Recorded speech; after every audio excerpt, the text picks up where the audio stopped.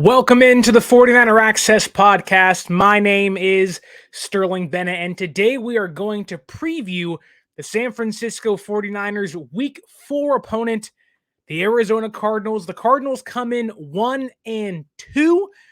The San Francisco 49ers come in 3-0 on the year, being one of three remaining undefeated teams, the Miami Dolphins and the Philadelphia Eagles being the other two. And this game on Sunday at Levi Stadium being the second of a three-game homestand. The first one, win against the Giants in the home opener for this year. The final one is next week, I believe on Sunday Night Football against the Dallas Cowboys, which, ironically enough, is the team that just lost to the Arizona Cardinals this past week, week number 3. I'm sure Niner fans are riding high off the loss, watching Dallas blow that game against the Cardinals. Watching the Cardinals honestly surprise folks and surprise myself through 3 weeks so far this year.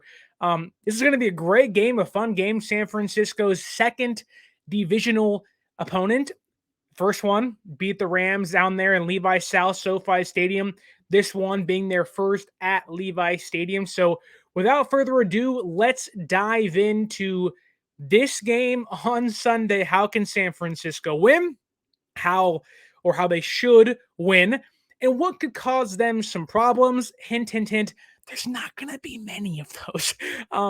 I do want to give the Cardinals credit, though. They have a brand new head coach, do not have their starting quarterback in Kyler Murray, don't have their best defensive player in Budda Baker, yet still able to squeak out a win against the Dallas Cowboys, and by all intents and purposes, had the Giants dead to rights, but blew a massive, 20-0 lead in the second half, getting up 31 points. So this Cardinals team, they're feisty, they're young, they're not that good, but they are going to stick around. They are going to, go with you, not blow for blow, but they'll give you a few jabs here or there.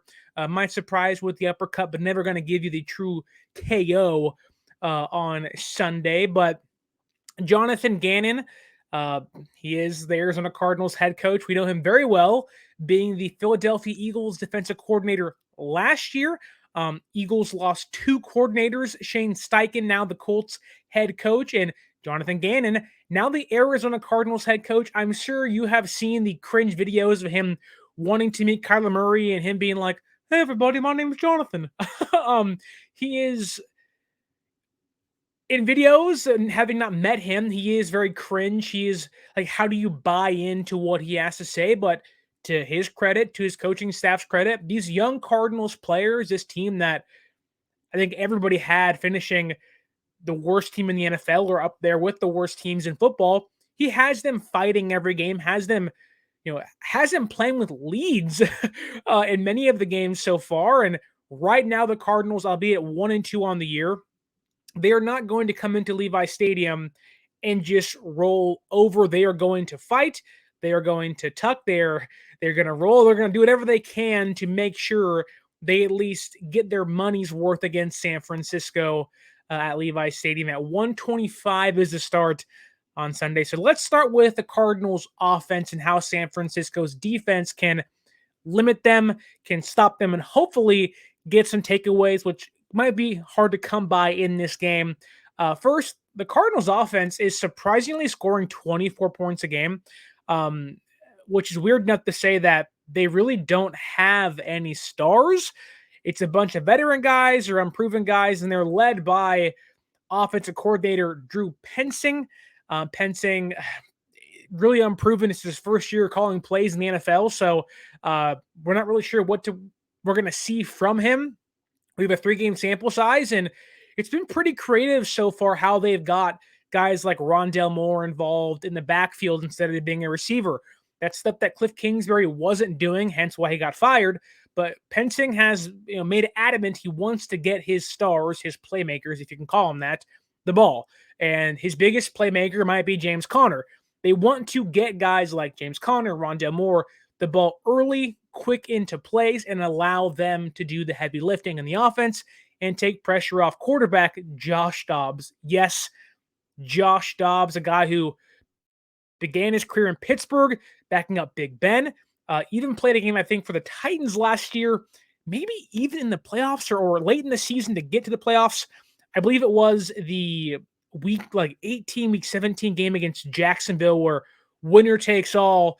Whoever wins that game goes to or wins the AFC South. I was in Washington watching that game in a hotel room, trying to stay awake because I was like, I could not watch near playoff football in the midst of black ice and snowstorms up there in Washington. Back in the Bay for this game, Josh Dobbs, the quarterback for the Cardinals. And look, Josh Dobbs is not going to beat you with his arm. He's really not, to just put it bluntly. Josh Dobbs is not someone you'd put even in the top 32 of quarterbacks in the NFL, but kind of like Shanahan's scheme, he's going to be asked to attack the middle of the field and feed his playmakers early, get in the ball in the backfield like Rondale Moore, James Conner, let them do the heavy lifting. And so far this year, Josh Dobbs has played pretty well. 183 yards per game, does have 2 touchdowns. So again, he's not going to be the reason you win these games, but so far in 3 outings, he's not going to be the reason the Cardinals lose these games. He has no turnovers this year. He has fumbled once. It was recovered by his own team. He has thrown no picks this season. So Josh Dobbs, despite being a name many of you have no idea who that is, despite many people saying, who the heck is Josh Dobbs? He is someone who is at least going to keep the Cardinals within reach for for 3 quarters, at least 1/2. He's not going to, annihilate San Francisco's defense, but also he's not going to play dumb, erratic, and just really give the game away and hand it over to San Francisco early. One thing I like about Josh Dobbs and one thing that San Francisco has looked really good at limiting so far is a mobile quarterback. No, Josh Dobbs is not Daniel Jones or Lamar Jackson, but he's pretty savvy when it comes to extending plays with his legs. 6 of his 12 scrambles this year have gone for first down, so 50% of his scrambles have extended drives for the Cardinals. And while, yes, you can point to that and saying, got to watch out to give the Niners defense some credit here. Daniel Jones had 5 total rushing yards last week. So it's not like Josh Dobbs is going to be running all over the field. Like nothing basically he does is going to make a true difference in this game. I could even argue that I know many fans have the memory of Colt McCoy coming in here in 2021, I believe, and giving it to James Conner and DeAndre Hopkins and a rather poor Cardinals team, and somehow shocking at that point a Niners team fighting for a playoff spot and almost dooming and damning our season. Josh Dobbs is worse than Colt McCoy, which is weird to say, but Josh Dobbs still playing well. One thing to mention though is that his running ability has caught the eye of Nick Bosa and Tayshaun Gibson, and his lack of ability or lack of desire to slide with the football in his hands. So if you're a mobile quarterback or a quarterback who is willing to scramble out of the pocket and make plays like Josh Dobbs is, you like to avoid hits. You like to not be RG3. You like to not be a sitting duck out there seeing a 230-pound, 250-pound linebacker running at you full speed with their head down, looking to kill, with their eyes being red, wanting to cause some pain. Josh Dobbs does not like to slide. And in fact, Nick Bosa and Tayshaun Gibson were quoted as saying every quarterback is a running back until they see Dre Greenlaw and Fred Warner out there. So Josh Dobbs, for your health and safety, your health and safety protocol for this game on Sunday is to slide if you get yourself in space. But while not trying to hurt anybody and never going to call for that, if Josh Dobbs is not going to slide, Dre Greenlaw, Fred Warner, Hufanga, lay some wood. If a quarterback is not going to learn how to slide, again, not saying hurt anybody. I want Josh Dobbs to be healthy for the entire season. I want him to, while not be injured, get a little bump, get a little bruise, make him not want to leave that pocket. And if you see Fred Warner and Dre Greenlaw, two of the best in the business when it comes to limiting mobile quarterbacks out there running full speed at you, I would like to think Josh Dobbs might say, I'm going to slide now. I'm going to get down and hopefully protect my body. So Josh Dobbs, again, he's not going to beat you with his arm.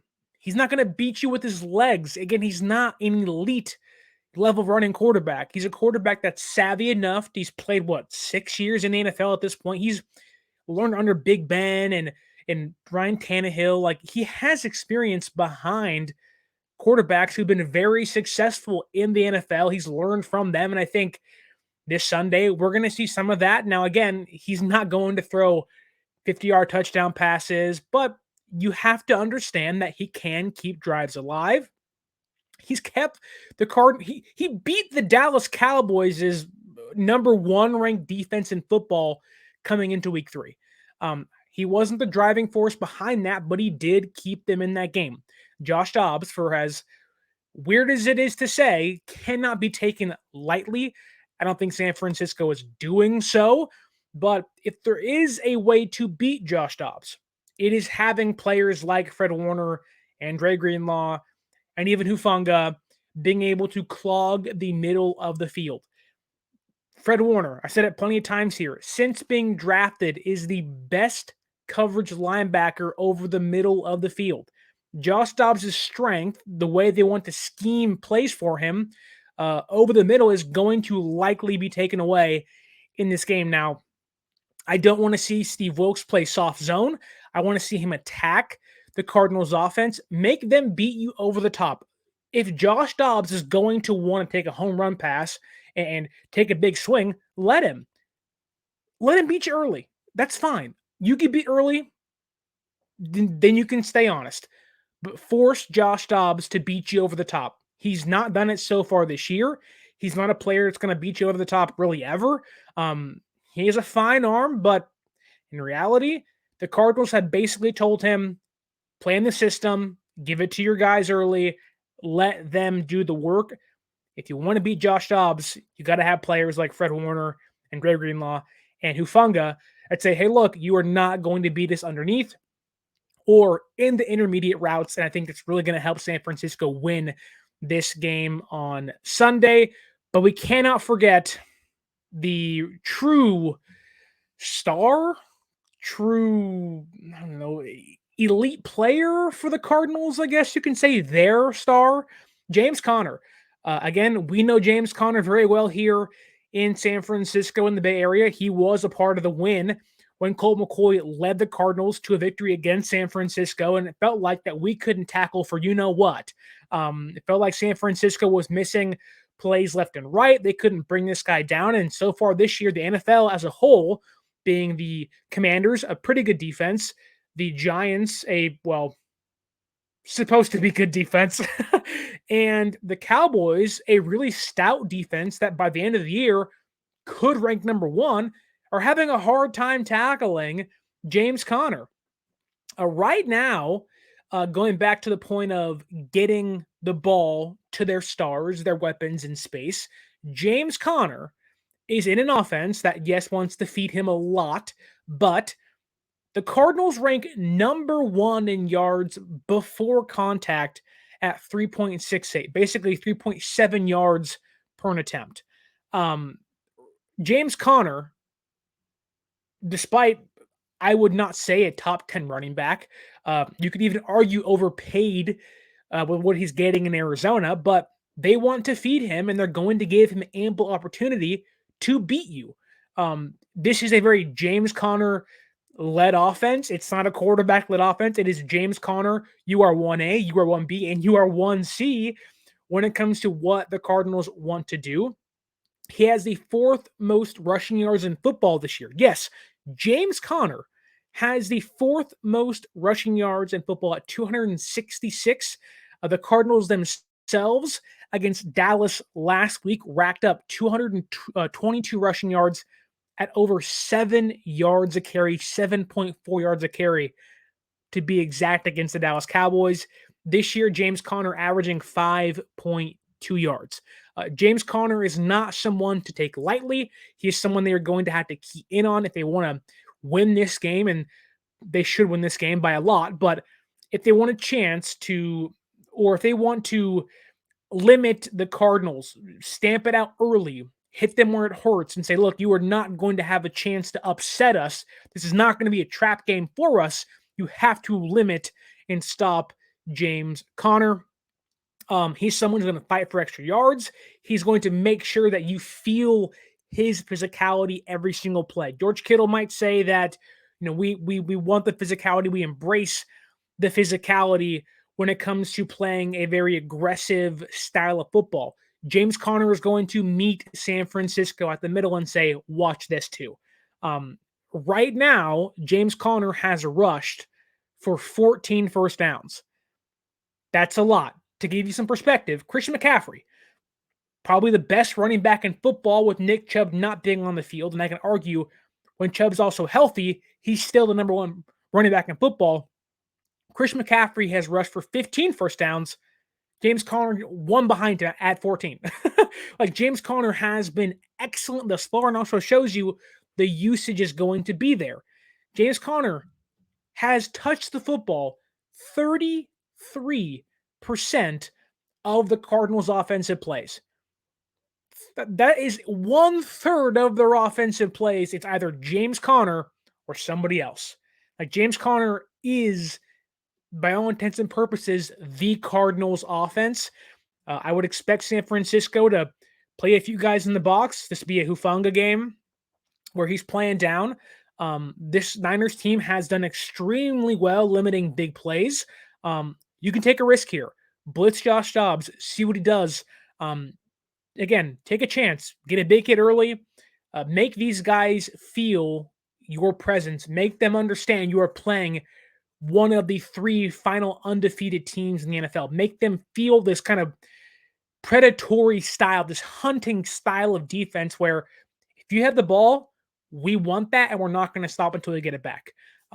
James Conner, again, he's not going to fall down and say, here, have the ball. He's going to fight. But for San Francisco, they're going to have to step up, crowd the box and make James Conner beat them.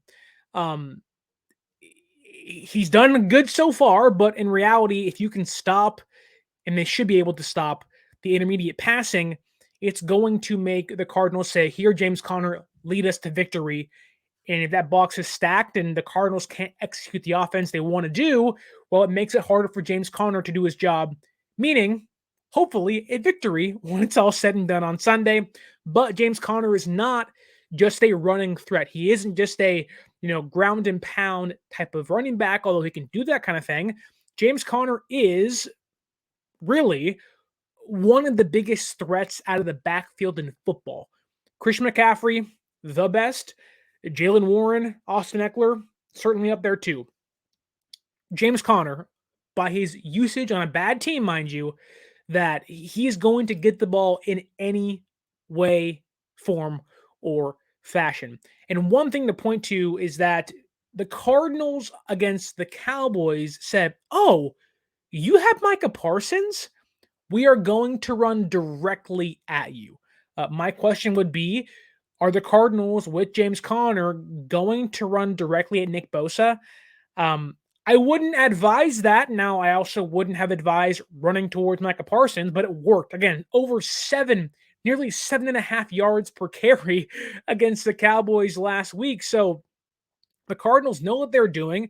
They have the tackles to open up the running game. DJ Humphries and Paris Johnson Jr., they have played really well so far. And I think the Cardinals, a lot of confidence. They're coming in and feeling pretty good about themselves. And they're feeling, we just knocked off one undefeated team. Let's make it 2. Like, they're coming in with the confidence as high as it's ever going to be this year. And they are going to want to come in and say, look, San Francisco, we don't care you're 3-0. We don't care what your roster says. And we don't care if you think you're going to beat us. We're going to come in and say, this is our house. This is our game. This is our night, our day to win. They want to upset San Francisco so much. It's their first divisional game, I believe. And Josh Gannon, or Jonathan Gannon, excuse me, he wants to throw a freaking haymaker and say, wake up. The Cardinals aren't a joke. If they win this game, they'd be 2-2. They'd be sitting right there with the Rams, I believe, or close to it, the Rams, and fighting against the Seahawks. Like, this game is big for the Cardinals. Now, for San Francisco, I understand you're like, oh, the Cardinals, who cares? Like, oh, this is a win. The Dallas Cowboys thought the exact same thing last week, and they played down to their opponent and lost.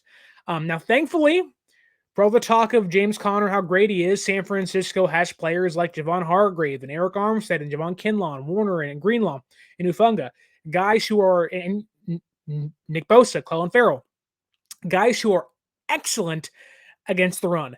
San Francisco ranks third in the NFL this year, allowing 59 yards per game at a 3.7 yards per attempt and only 2 rushing touchdowns on the year. San Francisco this season has been the third best team in football against the run. And right now, this may be their biggest test on the ground. The Rams did not want to run the football. The Steelers tried to and certainly failed, but seeing what they've done through 3 games so far, Najee Harris has not been the same guy. Jaylen Warren has been a more pass-catching back for Pittsburgh. For the Giants, didn't have Saquon Barkley. They had Matt Breida and Brightwell. This is the Niners' biggest run test so far. This is their best running back they faced up to this point, and this is a team that actually wants to establish the run early and continue to do so throughout the entirety of the game. Cardinals want to play keep away. They want to extend drives, have these long, methodical, drawn out, 6-7 minute drives, and make your offense sit on the field saying, we can score against these guys. What's happening? The Cardinals want to play slow, methodical, and just say, here's 3 yards here, here's 5 yards here, here's 6 yards here, and just continue to, march up the field slowly but surely. They're just trying to put up any points. Touchdown, field goal. All they want to do is keep your offense off the field and put up 3, 6, or 7 points. They just want to get these long drives to shorten the game for the defense, which we'll get to. It's not very good. Their offense has carried the load for them when it comes to giving them chances to win. James Conner being the biggest part of that. And San Francisco, this is a big test for right now the number 3 ranked rushing defense in football. Going back to the passing game, though, the Cardinals did lose their number 1 receiving option, that being DeAndre Hopkins. Traded him released him? Traded him? Anyways, he's gone, now in Tennessee. Their passing options now are Hollywood Brown, who he is their number 1 receiver, but he is the ultimate burner style receiver. Again, he's not going to, or Josh Dobbs is not going to want to, throw it 50 yards downfield. That's not who he is. But this offense is fast. Hollywood Brown, Michael Wilson, Rondale Moore, even James Conner, who is a more bigger running back, he's pretty quick. Like, this offense can score on you very quickly.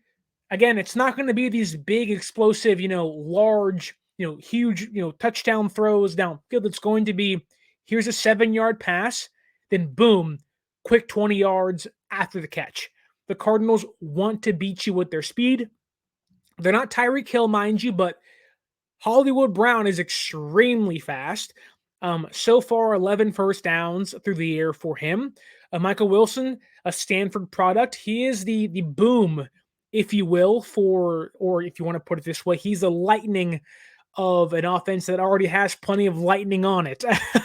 Michael Wilson, 9 targets, 7 catches, 23 yards per catch. Again, these guys are quick. Wilson has one of the best releases in this past draft class.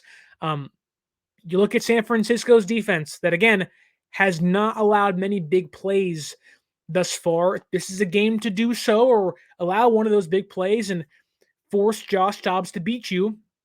Even if Josh Dobbs can't do so, or doesn't want to take a big risk, they have speed like Brown, Wilson, Moore, that they can create something pretty quickly with the speed they have to get around defenders.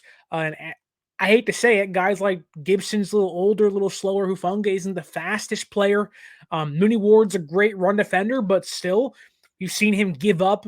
Puka Nacua ate him alive against the Rams. Now they won that game, but the Niners defense is going to face, this is not the biggest test, but it might be the biggest test when it comes to speed. Like they have like 5 Tutu Otwells on the offense, and Otwell is killing it for the Rams so far and had a great game against the Niners.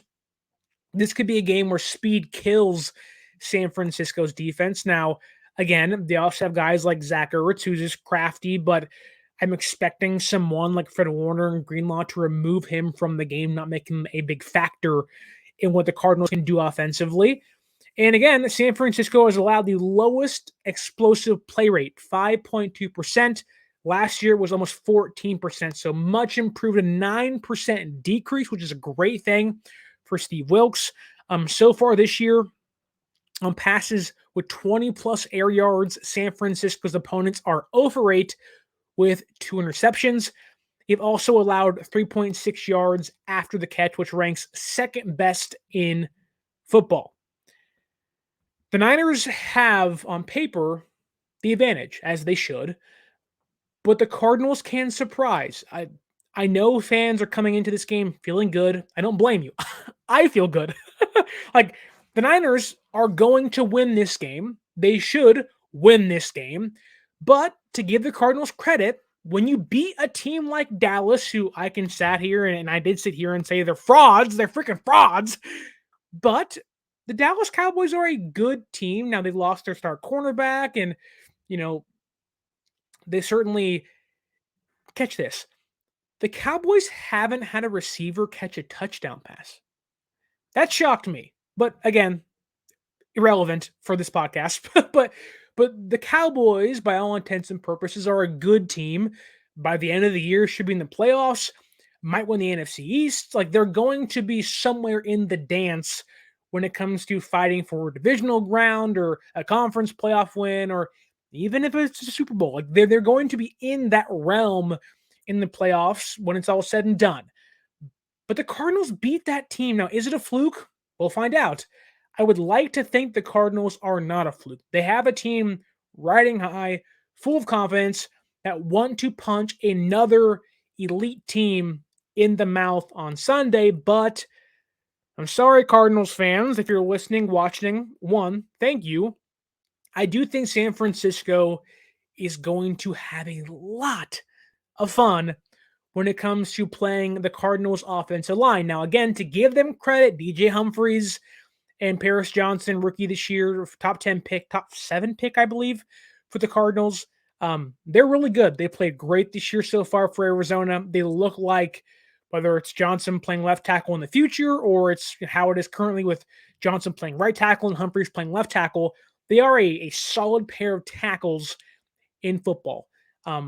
My mind does think, okay, Nick Bosa against the rookie tackle, how's that going to go? It might not go in Paris Johnson's favor, but again, they played it really well. Micah Parsons wasn't a major factor in that game against the Cowboys last week for the Cardinals, so they did a great job there. But again, how do you negate getting pressure? Quick passing game. What do the Cardinals excel at? Quick passing game.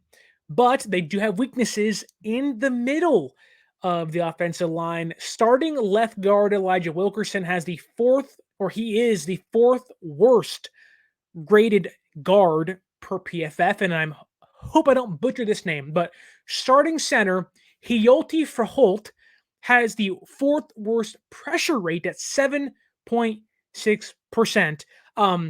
Ring, bring, bring, bring. Hello, Javon Hargrave. Hello, Arik Armstead. Hello, Javon Kinlaw. Pick it up, make a big play this Sunday. If this is a game for Hargrave, I think, who has like the second highest or the most pressures among defensive tackles to continue that trend of having almost 5 per game, this is the game to do so. This is the game where he can actually eat on a Cardinals team and maybe get a sack or 2. And for guys like Kinlaw and Armstead, who I also believe are top 10 in pressure rate so far, or pass rush win rate for defensive linemen or tackles, this is a game you can continue to have that success. And look, there's going to be a lot of pressure to attack the running game for the Cardinals, right? But if you can stop James Conner up the middle and force him outside, you are allowing guys like Fred Warner and Nick Bosa and Greenlaw to set your edges. Drake Jackson, Clelin Ferrell. This could be a huge Clelin Ferrell game for San Francisco, knowing how much the Cardinals want to use James Conner. This is imperative. Set your edges. Give guys an elite defender like Nick Bosa, give them the task of forcing James Conner outside. You have Hargrave, Armstead, Kinlaw eating up the middle, flushing of Conner outside.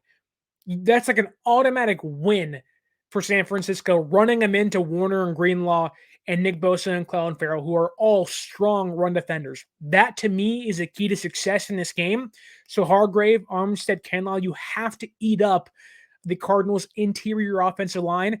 And knowing how poorly they've played, shouldn't be too hard for San Francisco. But again, their tackles are really good. Humphreys, Johnson, they are true anchors of the offensive line. And again, it really just hammers the point home. It's truly imperative for the Niners to attack on the interior and flush Conner and even Josh Dobbs, for that case, on passing downs outside. And even if the Cardinals want to negate a pass rush with screen passes, dump offs, end arounds, let them. Yes, you are going to have guys with speed and space. The Niners are one of the best tackling teams in football. My money would be on them winning. Now, again, give the Cardinals credit. They're a fine team who's played maybe over their heads so far early this year, but you have to give them respect. The Cardinals have speed, a good running back, but San Francisco may have their kryptonite in this game. And look, it's not just about getting sacks. Yes, sacks are great. We all love a good sack, don't we? Wink, wink. But the Cardinals have only given up 5 sacks so far this year through 3 games. It's not been, again, because of the quick passing game and how good James Conner has been, and Josh Dobbs with the quick release, getting the ball out quickly. On defense for San Francisco, this shouldn't be a hard game for them. My mind then turns it to the offense of San Francisco. The Cardinals defense got no sacks against Dak Prescott, against the Cowboys last week, no sacks, only 9 pressures, and Dallas had 3 backup offensive linemen playing. This is a game where, no offense to Dak Prescott, if Brock Purdy is ascending up the ranks of quarterbacks, he's probably in the Dak Prescott range if you want to put him around, 15 and 12. Some, like myself, say he's playing through 3 games like a top 10 quarterback, and right now that could be better than Dak Prescott. My mind doesn't put Purdy and Prescott in the same category because in big moments, Purdy hasn't yet so far has gotten gun shy. His boots aren't shaking. He's not shaking his hand being unsteady. He looks like a steady, poised quarterback, where Dak Prescott, for all the good he does, big moments have not been his friend. And Brock Purdy, on the other hand, has played well in big moments. The Cardinals really didn't get pressure on Dak Prescott. They got 9, yes, which that's a fine number. It's almost 10, but no sacks. Brock Purdy, with this offense, with Christian McCaffrey and George Kittle and Brandon Aiyuk out there, to me, that offense with Kyle Shanahan leading the charge, the play calling, it feels like this could be a game for Brock Purdy to have a little fun offensively. I'm not saying slice and dice 400 yards, but this is a game where Brock Purdy may not feel a lot of pressure. And if the Cardinals can only muster 9, again, with 3 backup offensive linemen in their way, Trent Williams having a great year, Aaron Banks having a great year, Brendel having another underrated season, Burford is fine, McKivitz has played better recently. It's not as if teams are killing San Francisco's offensive line. And the Cardinals, unfortunately, well, I guess fortunately for us, unfortunate for them, they do not have the personnel. Can you name one player on the Cardinals defensive line? Right? Nobody. Um, Now they have gone to this Fangio style defense where they are playing, this 4-3 outside linebacker, like here in San Francisco, when we had Harbaugh, and Alden Smith and Ahmed Brooks, guys who would stand up and, be the outside linebacker edge rushers like Von Miller was in Denver for a long time now in Buffalo. Guys like that. But they don't have that true edge rusher being Gannon's first year out there in Arizona. They've torn the entire thing down, trying to rebuild. They're trying to move assets as we speak still, but their defense so far has given up 22.3 points a game. Now, that's not great. When you're giving your opponent 22 points, this is one of the worst, or at least on paper, should be one of the worst defenses in football, but right now they've played rather average. Again, I would point to it and say, well, an elite offense against an average defense, my mind and everything leans towards elite offense winning the matchup. They'll blink, they'll bend, but sometimes the Cardinals defense will not break. Now, we have seen the past couple weeks, more importantly, the Commanders game and the Giants game. You play a tough, physical brand of football against the Cardinals. That second half is not pretty for them. If I'm San Francisco, I'm sitting here saying that second half, if the Cardinals tend to get a lead at a certain point in this game, that this game is never going to be over if the Cardinals are leading at any moment. I don't care if it's 10 points, 14 points. San Francisco is going to have a chance in this game to win. The Cardinals so far this year have been outscored 47-18 in the second half, 31 of those coming against the Giants. San Francisco has outscored their opponents 36-12. So if you're worried about, it could be a trap game, yes, divisional opponent, they're going to play you tough. They always do. San Francisco, at any point, if they are down and they have the whole second half to go, honestly, my confidence is so high. You don't want this, obviously, but if San Francisco got down 21-3, 21-0, I would still not panic. Yeah, I'd be like, what's going on? This can't happen. We have to stop this. This is an atrocity. But I would still say, the Cardinals suck. The Cardinals do not have the players, the scheme just yet to stop a team, to hold a team like San Francisco back offensively for 4 quarters. The Cardinals this year, unlike the Giants, do not like to blitz.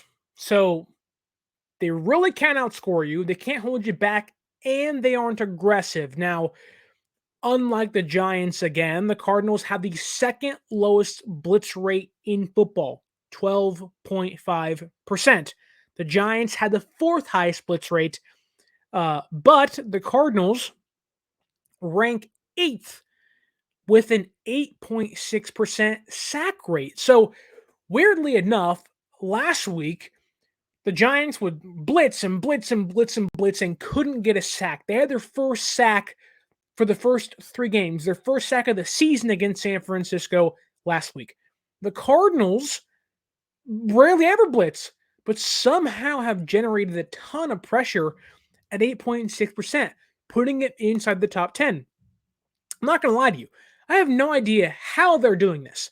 There's almost no stunts defensively. It's very much a pick and choose when you want to blitz. Be patient.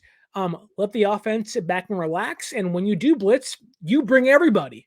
And at that point, you can't block everybody, so someone has to get home. But if I'm San Francisco, knowing that, if I know this, the Niners probably know this. If you know this, San Francisco probably knows this. Kyle Shanahan certainly knows this. Been watching tape for about, 10 days now with a long week to prep for this game. But Arizona, and here's the thing. Arizona doesn't want to blitz. That would be fine if they could tackle. The Cardinals cannot tackle. In fact, so far this year, the Cardinals have given up 299 yards, 300 yards after first contact. So, guy in the box bumps Christian McCaffrey. First contact, here's free yardage. They're giving chunks and chunks of yards away for free. They've given up 3 football fields of yardage after contact through 3 games. They're essentially telling a team like San Francisco, who has Brandon Aiyuk and Christian McCaffrey and George Kittle, who I know might not have Deebo Samuel or Javon Jennings, and if they do play, this is an area that helps the cause for San Francisco that says if they are going to attempt to tackle you and not blitz and play these zones and these quarters defenses, they're not physical enough to tackle. They're not going to bring you down after or on first contact. Fight through arm tackles. They're going to give you an extra 3, 4, 5 yards an attempt. Again, that ranks 3rd worst. 300 yards for 3 games is the 3rd most yards given up after first contact. The Cardinals, I get it. You don't want to blitz. You don't have the personnel yet. You have to tackle, and San Francisco has players that just, if you aren't going to tackle them, they are going to eat you alive. Like freaking Dawn of the Dead or George Romero's, all those, like, they are going to be zombies on the field eating the Cardinals alive. Like, it's going to be one of those games where it's almost October 1st. It's almost a spooky mama season. They're going to go out there and they're going to just eat the Cardinals alive if they bring this anti-blitzing, anti-tackling style of defense to Levi Stadium on Sunday. Again, no Deebo Samuel, or excuse me, might not have Deebo Samuel, has a knee and a hip injury, or excuse me, knee and rib injury. Get things right, Jesus. And then Javon Jennings has a shin. I would like to think Javon Jennings does play, and Deebo might not. So no Aiyuk last week. Get him back this week. No Deebo this week. I think you're prepping for the Cowboys game, but again, cannot take the Cardinals lightly. So continuing to how San Francisco can cut through the Cardinals defense. Again, it's a Fangio-style defense. They're going to play zone the majority of the time. And again, they don't tackle. And guess where else you can beat a Fangio-style defense? Oh, let me tell you. The short and intermediate routes. They play soft zone. They'll give you 10 yards here. They'll give you 6 yards here. And if I had to ask, what offense do you think would be the most successful against that? Oh, let me guess. Oh, a Kyle Shanahan-led offense. Oh, you got it right.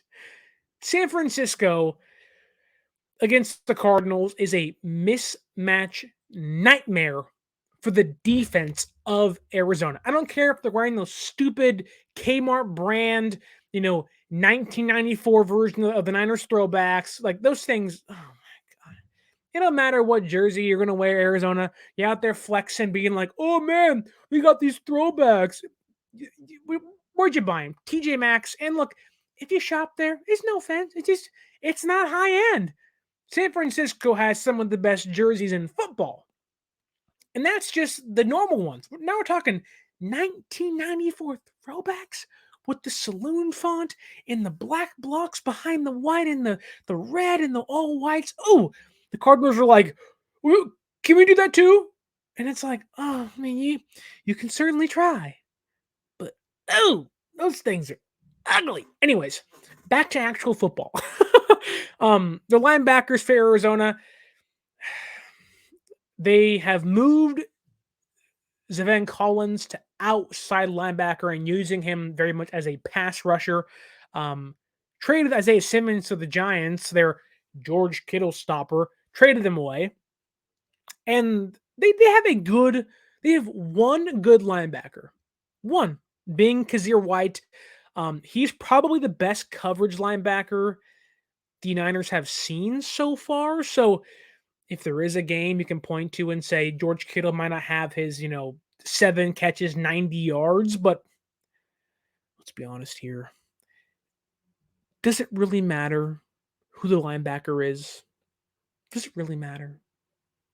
It's San Francisco was going to be able to run the football so well on Sunday. CMC, Mitchell, let's play Mason, play TDP as well. They are going to be able to execute the run so well on Sunday that play action should work fine. Like the Cardinals defense, again, might say it's average on numbers, but they ain't played an offense like this. They played Washington, the Giants, and the Cowboys. Niners are head and shoulders a better offense than all of those teams. All of those teams. And I respect Dallas.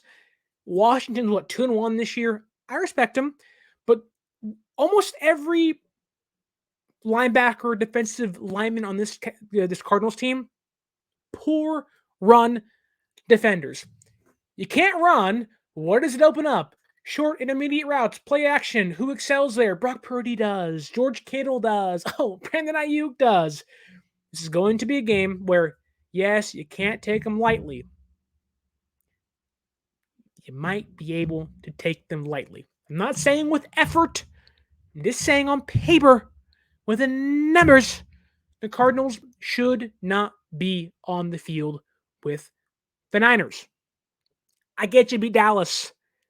You gave up 31 points to the Giants, who scored 12 against this offense or this defense. I mean, come on, guys. I get there's matchups and it's a divisional game.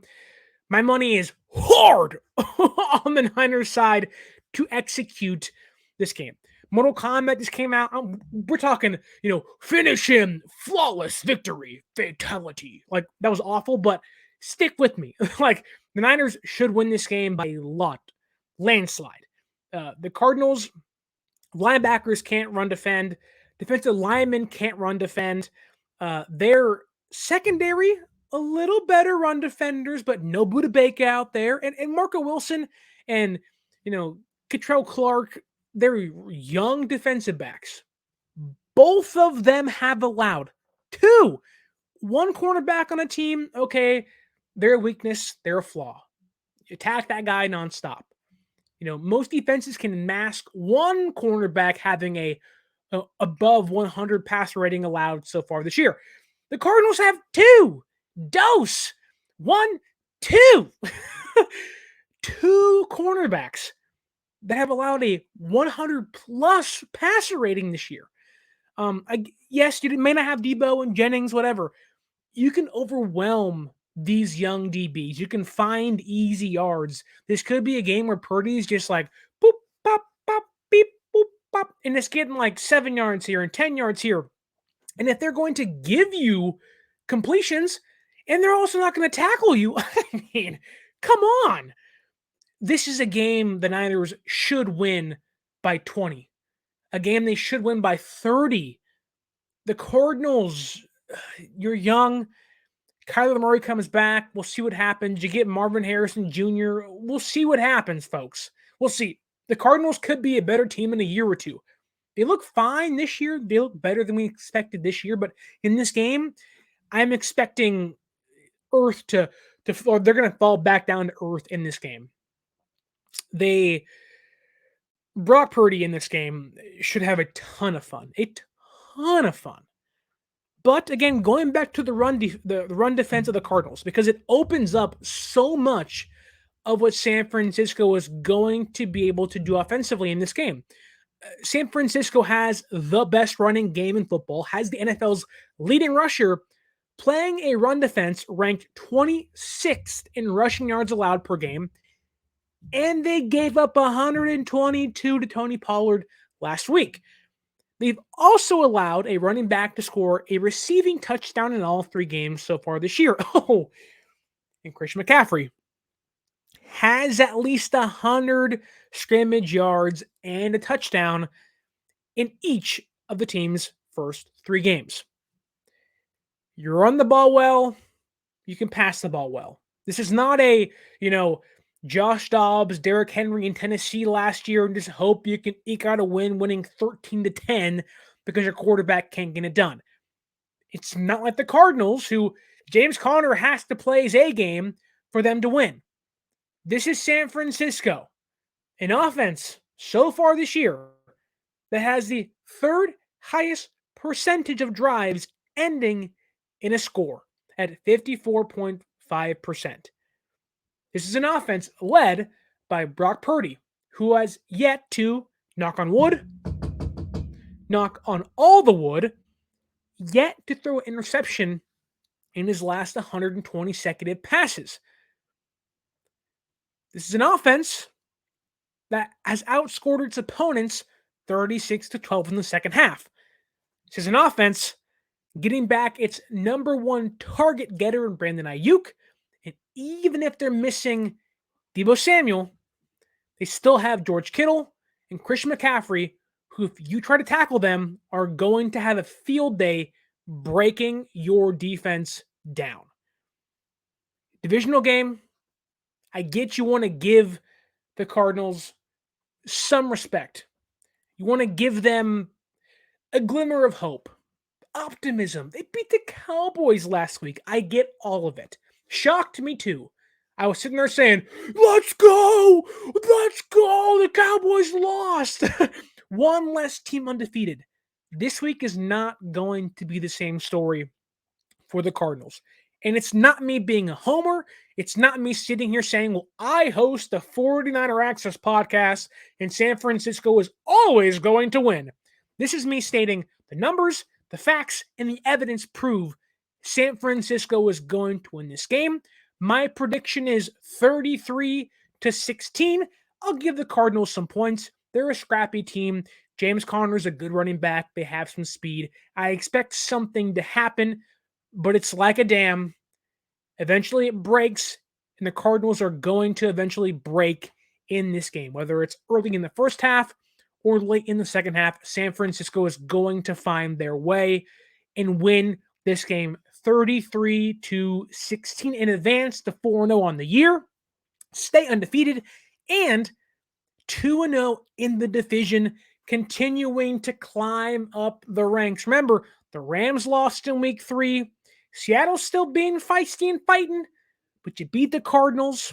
You're looking pretty good early in the year going against Dallas in week 5 in prime time and kind of potentially having a game plan of how to defeat them. Run at Micah Parsons. And if Deebo Samuel plays, your odds increase. If Juwan Jennings plays, your odds increase. San Francisco is going to win this game by a wide margin. Again, I think 17 points, 33-16. I want to say, wow, words. Words are hard to say after 54 minutes of speaking. I want to thank you for watching. Thank you for listening. I want to ask you to leave a like, share, subscribe, leave a review on the podcast. If you're watching on YouTube, comment down below how you think this game is going to go. Please share this video, whether it's on X or Twitter or Facebook or Instagram, whatever social media you indeed like to use. Tell your friends about the show. If you're listening on Apple Podcasts or Spotify or Google, whatever you're listening on, please leave a review. I don't care what you write in the review. It can say gaga goo goo, poo poo pee pee, whatever you want to say. Just give us 5 stars. It helps the show in the rankings and improves and gets us to have more listeners to increase the community we're trying to build here of Niner fans, of faithful that love this team as much as I and you do. I want to ask you a few more things, though. Follow us on social media. 49ers_access is the Twitter. 49ers.access is the Instagram. Close to around 3,200 on Twitter. Up above 17,000 on Instagram and continuing to grow. You can also use our promo code 49ERSAccess, 49ERSACCESS at SeatGeek.com and save yourself $20 off your first purchase. If you want to go to this game on Sunday or that game against Dallas, use that promo code and save yourself some money. Gas is like $7 now. Any free discount is worth the price if you want to go watch Niners play. You can also use our Fanatics link up above or down below. Buy yourself some merch and support the show in the meantime. With all that being said, enjoy week number 4. The Lions just beat the Packers. We're running away. The season is continuing to progress in San Francisco by week 4. By the end of it, should be 4-0 and undefeated. Hope you enjoy the game. Enjoy another slate a week of football action. 6 a.m. game in London on Sunday on ESPN Plus. It starts bright and early. This game at 1:25 Pacific Standard Time. Enjoy the game. After the game, though, 95.7 The Game, or use the Odyssey app and find 95.7 The Game. Myself and Mark Grandy are going to be hosting Niners postgame. If you like the podcast and you want to hear it almost pretty much live, instant reaction, go on 95.7 The Game on your radio or the Odyssey app. Also on YouTube as well. Subscribe there and watch the show and help us react to a Niners hopeful win on Sunday against the Cardinals. That being said, thank you for watching. Thank you for listening. Thank you for putting up with me for almost an hour-long podcast. Until next time, my name is Sterling Bennett, saying this has been the 49er Access Podcast, and stay faithful.